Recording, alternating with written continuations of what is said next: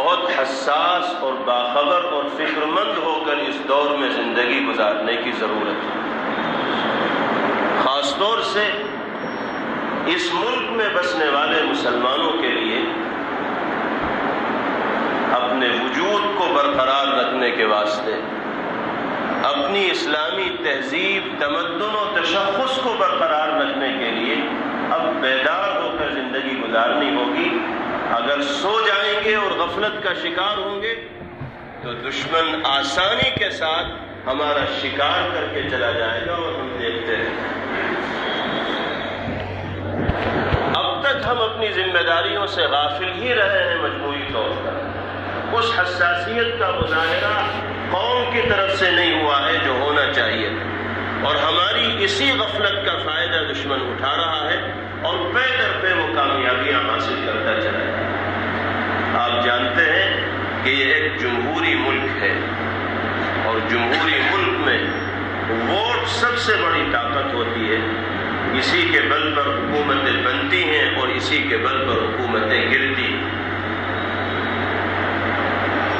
ہمیں اس ملک میں اپنے وجود کو برقرار رکھنے کے لیے، اپنی آواز کو باوزن بنانے کے لیے، آزادی کے ساتھ اپنے مذہبی شعائر کو ادا کرنے کے لیے، اپنے تشخص و تہذیب کی حفاظت کے لیے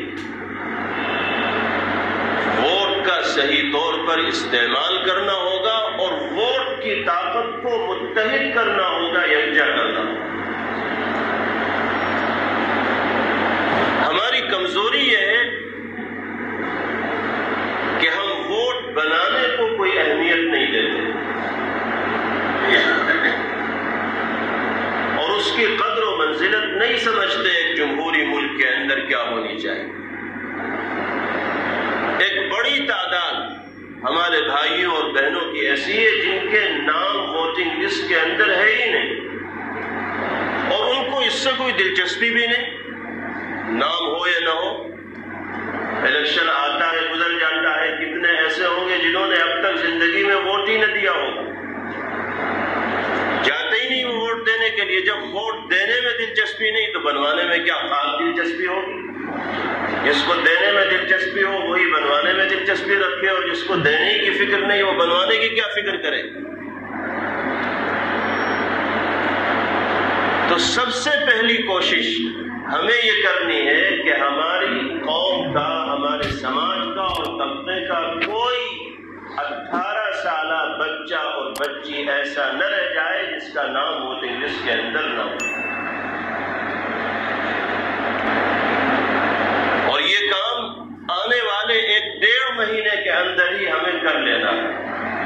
اگر اس وقفے کے اندر یہ کام نہ کیا گیا تو پھر اس کے بعد اگر ہم کوشش بھی کریں گے تو اس میں کامیابی نہیں مل پائے۔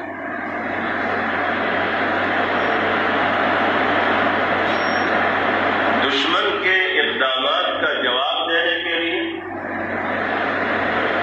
دشمن کی سازشوں اور اسکیموں سے اپنے بچاؤ کے لیے اب وہ وقت آ گیا ہے کہ ہم ووٹ کی اہمیت کو صحیح طور پر پہچانیں اور اس طاقت کا متفق اور متحد ہو کر استعمال کریں۔ اگر اب بھی ہم خواب غفلت سے بیدار نہ ہوئے تو آنے والا زمانہ ہمیں بخشے گا نہیں۔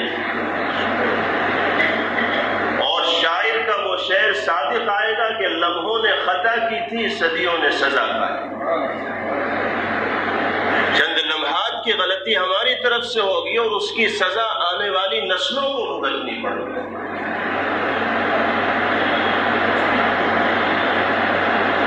فرقہ پرست ذہنیت رکھنے والا طبقہ آج اقتدار پر ہے، جو خواب 70 سال سے وہ اپنے دماغ کے اندر سجائے ہوئے تھا، رفتہ رفتہ وہ اس کو شرمندہ تعبیر کرتا چلا جا رہا ہے۔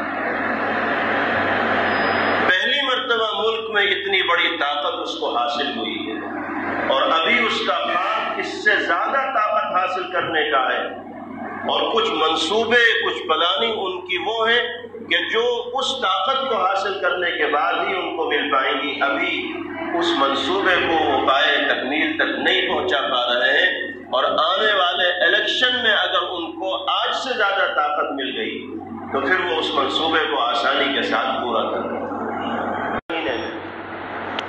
ہمیں تحریک چلا کر گھر گھر جا کر اپنے سوئے ہوئے بھائیوں کو جگا کر ووٹنگ لسٹ میں ناموں کے اندراج کی فکر کرنی۔ پورے ملک میں اس طرح کی کوششیں شروع ہو گئی ہیں اور اس پر بہت اچھے انداز میں کام بھی ہو رہا ہے۔ ہمیں بھی اپنے علاقے میں اس سلسلے میں کھڑے ہونا ہے اور اس ذمہ داری کو صحیح طور پر انجام دینا ہے۔ آپ اپنے علاقے کے بی ایل او سے، وارڈ ممبر سے رابطہ قائم کریں اور آنے والے الیکشن کی جو لسٹ ہے ووٹر حضرات کی، اس لسٹ کو دیکھیں۔ اس میں جن لوگوں کے نام نہیں ہیں ان کی آئی ڈی لے کر فارم 6 ایک ملتا ہے، اس کو بھرا جائے اور پھر بی ایل او کے حوالے کیا جائے، تو جب وہ سائٹ کھلے گی اس میں ناموں کا اندراج ہو جائے گا۔